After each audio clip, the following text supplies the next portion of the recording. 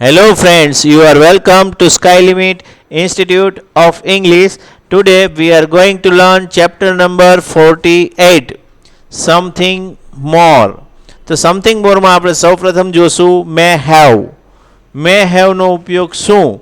તો મે હેવ સાથે ક્રિયાપદનું ભૂતકૃદંત હોય તો તે ભૂતકાળની શક્યતા દર્શાવે છે. મે હેવ સાથે ક્રિયાપદનું ભૂતકૃદંત એટલે કે V3 હોય તો તે ભૂતકાળની શક્યતા દર્શાવે છે, જે આપણે ઉદાહરણ દ્વારા થોડું વિશેષ સમજશું. He may have written that letter yesterday. તેણે ગઈકાલે તે પત્ર કદાચ લખ્યો હોય. તો એ પત્ર ઓલરેડી લખાઈ ગયેલો છે અને ક્યારે લખાણો છે એના વિશે કદાચ ગઈકાલની શક્યતા દર્શાવવા માટે મે હેવ V3નો ઉપયોગ કર્યો. બીજું ઉદાહરણ જોઈએ, થોડું વધારે ખ્યાલ આવશે. They may have arrived at the station. They may have arrived at the station. તેઓ કદાચ સ્ટેશને આવી પહોંચ્યા હોય. નોંધ જોઈએ, મે હેવની જગ્યાએ આપણે માઇટ હેવ પણ વાપરી શકાય છે. મતલબ he may have written that letter yesterday ની બદલે he might have written that letter yesterday તો બી ચાલે. અથવા they may have arrived at the station એની બદલે આપણે લખીએ they might have arrived at the station, તો બંનેનો સેમ અર્થ થાય છે.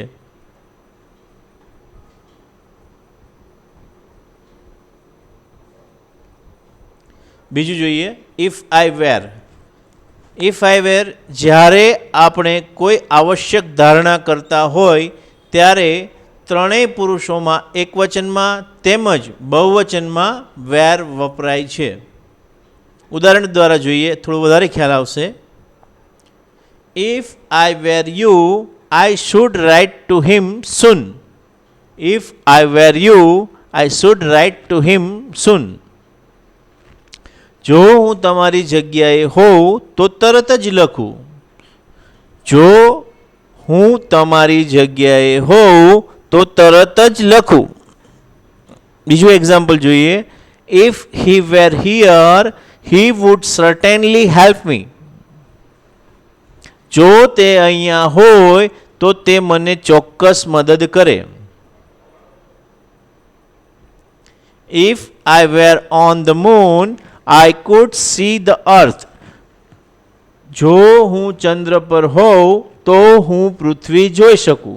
તો વિદ્યાર્થી મિત્રો, ઇફ આઈ વેર વાળી વાક્ય રચનામાં જોઈએ તો ઇફ, ત્યારબાદ I, we, you, he, she, it, they કોઈ પણ કરતા હોય તો દરેકની સાથે વેર જ આવશે અને તે આવશ્યક ધારણા દર્શાવવા માટે ઉપયોગ થાય છે.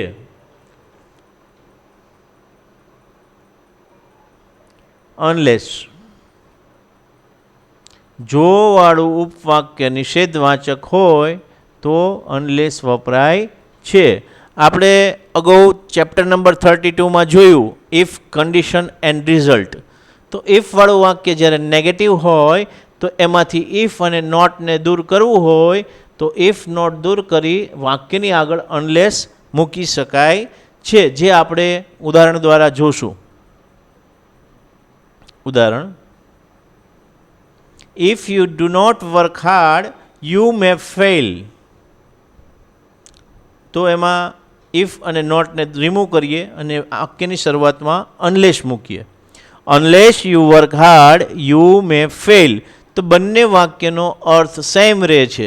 જોઈએ, જો તમે મહેનત નહીં કરો તો તમે નપાસ થશો. If you do not work hard you may fail. જો તમે મહેનત નહીં કરો તો તમે નાપાસ થશો. Unless you work hard you may fail. તો બંને વાક્યનું ગુજરાતી સેમ થાય છે. બીજું એક્ઝામ્પલ જોઈએ.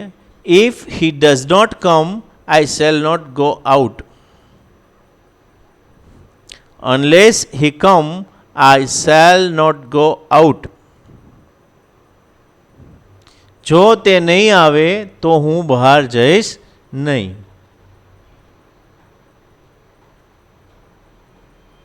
વેન એવર જ્યારે જ્યારે, આપણે જ્યારે જ્યારે પર ભાર દેવો હોય અને એવા બધા પ્રસંગોમાં ગુજરાતીમાં જ્યારે જ્યારે ત્યારે ત્યારે રચના પ્રયોગ કરીએ છીએ.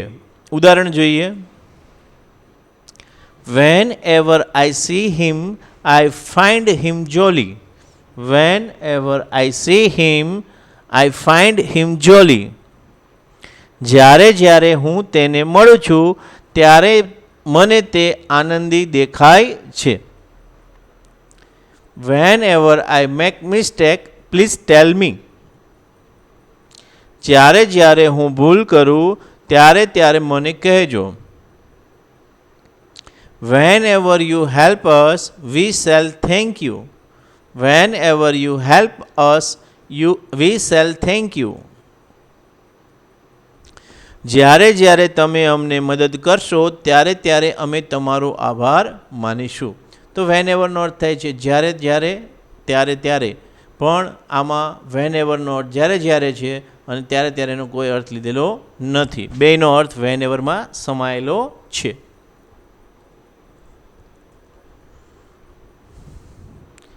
ટીલ ઓર અનટીલ, જ્યાં સુધી ત્યાં સુધી, એ ટીલનો અર્થ થાય છે.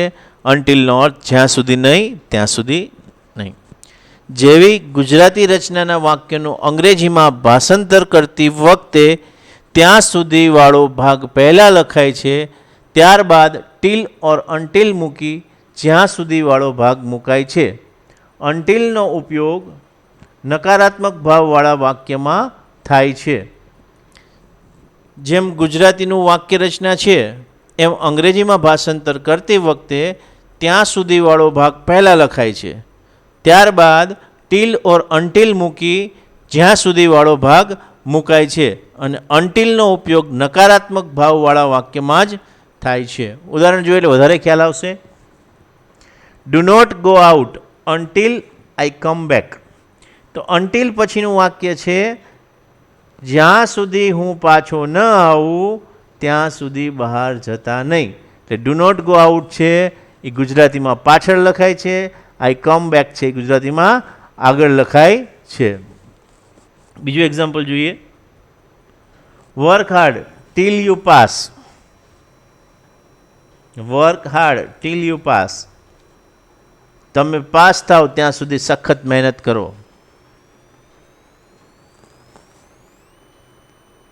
એઝ લોંગ એઝ અને સો એઝ લોંગ, સોરી સો long as. As long as, સો લોંગ એઝ. અમુક ઘટનાને અંતે જે બીજી ઘટના બનવાની હોય તેવા સંજોગોમાં આપણે ટીલનો ઉપયોગ કરીએ છીએ, પણ એ ઘટના બન્યા જ કરવાની હોય તેવો નિર્દેશ કરવો હોય તો એઝ લોંગ એઝ અથવા સો લોંગ એઝ વાપરવામાં આવે છે. એટલે કે કોઈ એક ઘટના છે એના અંતે બીજી ઘટના બનવાની હોય ત્યારે આપણે ટીલ અથવા અનટીલ વાળો પ્રયોજન કરીએ છીએ, પરંતુ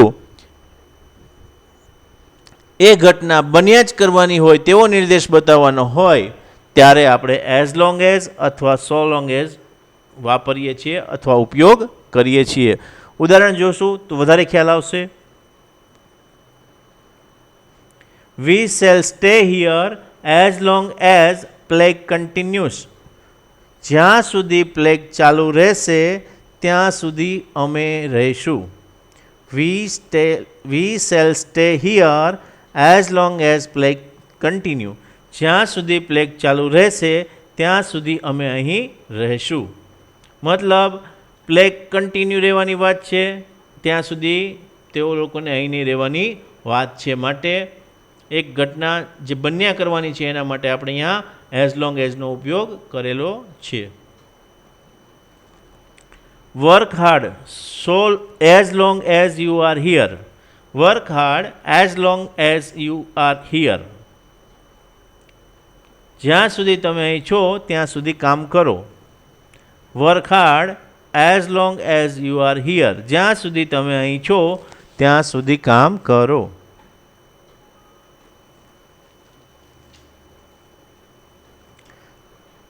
એઝ લોંગ એઝ વાળા વાક્યમાં એઝ લોંગ એઝથી પણ વાક્ય વાક્યો શરૂ કરી શકાય છે. એટલે એવું જરૂર નથી કે એઝ લોંગ એઝ છે વાક્યની વચમાં જ આવે, વાક્યની શરૂઆતમાં પણ આવી શકે. ઉદાહરણ દ્વારા જોઈએ આપણે.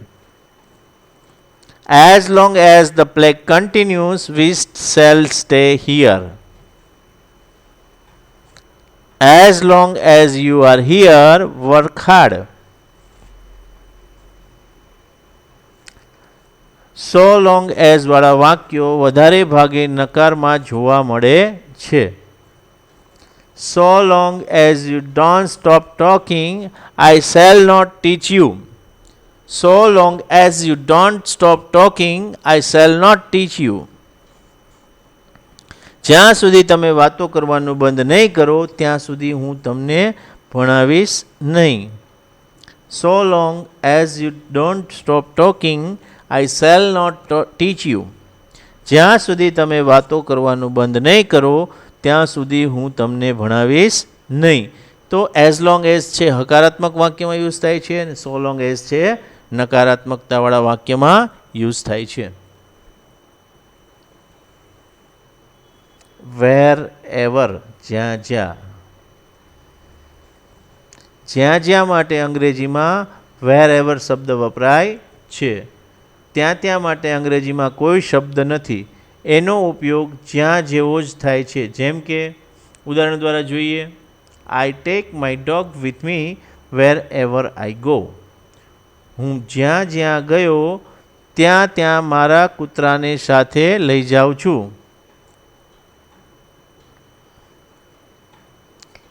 કોઈ વાર છેલ્લાવાળો ભાગ પહેલાં પણ મૂકી શકાય છે. મતલબ wherever I go I take my dog with me. જ્યાં જ્યાં હું જાઉં ત્યાં ત્યાં મારા કૂતરાને સાથે લઈ જાઉં છું.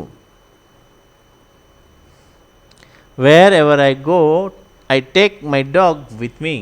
જે રીતે મેં કીધું એ જ મુજબ. જ્યાં જ્યાં હું જાઉં ત્યાં ત્યાં મારા કૂતરાને સાથે લઈ જાઉં છું. 2 વધારે પડતું.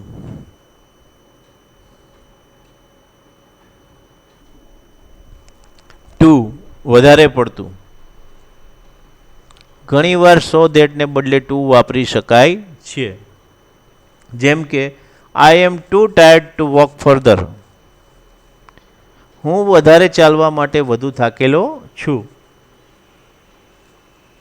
મૂળ વાક્યનો ભાવ આમાં સમાયેલો છે અને એ ટૂંકું છે તેથી વધારે અસરકારક છે. સોને સ્થાને ટુ મૂકીને ધેટવાળી વાક્ય રચનાને હકારાત્મક બનાવીને તેને ઉપવાક્યમાંથી ક્રિયાપદના મૂળ રૂપમાં ફેરવું. જેમ કે આઈ કેન નોટ વોકમાંથી ફેરવતા ટુ વોક થાય છે. એટલે કે I am too tired to walk further.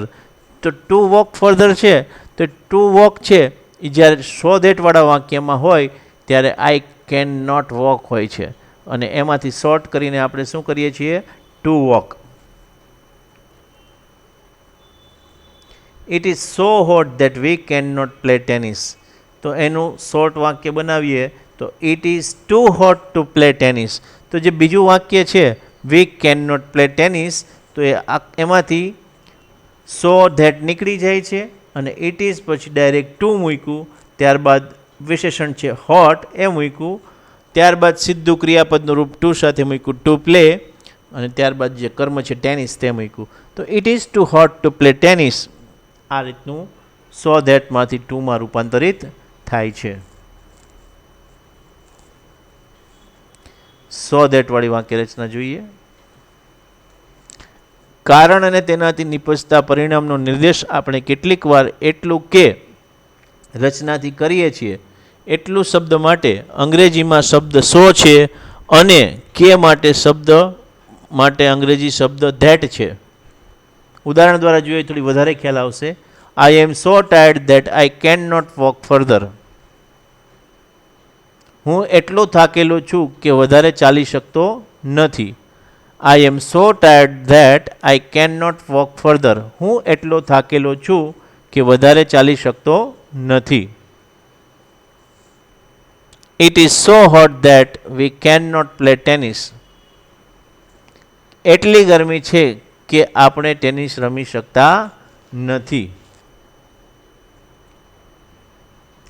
So that એટલા માટે કે.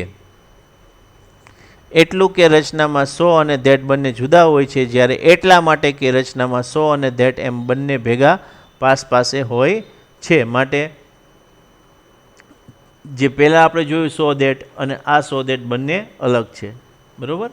ઓલા સો ધેટનો અર્થ થતો તો એટલું કે, અને આ સો ધેટનો અર્થ થાય છે એટલા માટે કે.